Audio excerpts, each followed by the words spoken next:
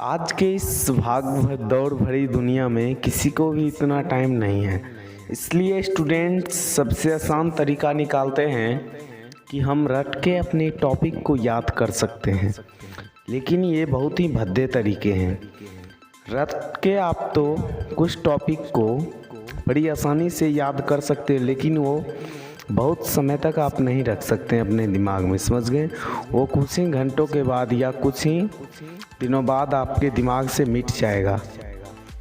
इसलिए यदि आप हर एक दिन के लिए, हमेशा के लिए यदि आप याद करना चाहते हैं तो ये तरीका आपके लिए बिल्कुल गलत है। कई सारे तरीके हैं कि याद रखने के, किस तरह से हम अपनी टॉपिक को याद करें, बहुत सारी तरीके हैं। लेकिन इस वीडियो में मैं आपको सबसे आसान और सबसे बेस्ट तरीका बताने वाला हूँ, समझ गए। जिसमें नंबर 1 पर आता है हमारा पहला नंबर, जो कि हमें किसी भी टॉपिक को यदि पढ़ने के लिए बैठना है, समझ गए। किसी भी टॉपिक को पढ़ने के लिए बैठना है तो सबसे पहले हमें मन से यह बात निकाल देनी चाहिए कि हमें इस टॉपिक को रट के पढ़ना है, समझ गए। क्योंकि रट के आप, यदि आपके दिमाग में है कि रट के पढ़ेंगे तो फिर आपको याद नहीं होगा वो जल्दी, समझ गए। आप रटते रह जाइएगा और वो कुछ देर के लिए लगेगा आपको कि हमारे दिमाग में आ चुका है, लेकिन फिर कुछ ही दिनों बाद आप वो भूल जाएंगे, समझ गए। चलिए दूसरा तरीका हमारा क्या है, देखते हैं। दूसरा तरीका हमारा है कि आप जिस भी टॉपिक को पढ़िए, समझ गए, जिस भी टॉपिक को पढ़ने के लिए बैठिए, अपना सारा काम जो भी अधूरा है वो सारा काम निपटा कर बैठिए। यदि आप आधे काम को करके बैठते हैं पढ़ने के लिए तो उस काम पर आपका ध्यान रहेगा, बार बार उस काम पर ध्यान रहेगा और आप अपनी पढ़ाई पर फोकस नहीं कर सकते हैं, अंडरस्टैंड।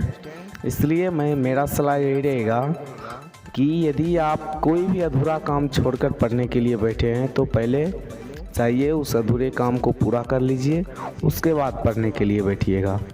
और तीसरा सलाह है कि आप जिस भी टॉपिक को पढ़िए, जिस भी टॉपिक को पढ़िए उसको आसान से आसान, सरल से सरल भाषा में अनुवाद करने की सोचिए। ऐसा पढ़िए कि हम खुद से पढ़ सके और दूसरों को भी पढ़ा सके, समझ गए। और तीसरा हमारा टॉपिक है कि जो भी आपने याद किया है या पढ़ा है, समझ गए, उसको रिवाइज ज़रूर कीजिए। हो सके तो सप्ताह में रिवाइज कीजिए या हो सके तो महीने में एक बार ज़रूर रिवाइज कीजिए उस टॉपिक को। और यदि आप ये 2-3 बार कर लेते तो याद, मेरा मानना है, मेरा सलाह मानिए आप, कि ये आप कभी भूल नहीं सकते, समझ गए, क्योंकि ये आपके दिमाग में बात बैठ जाएगी।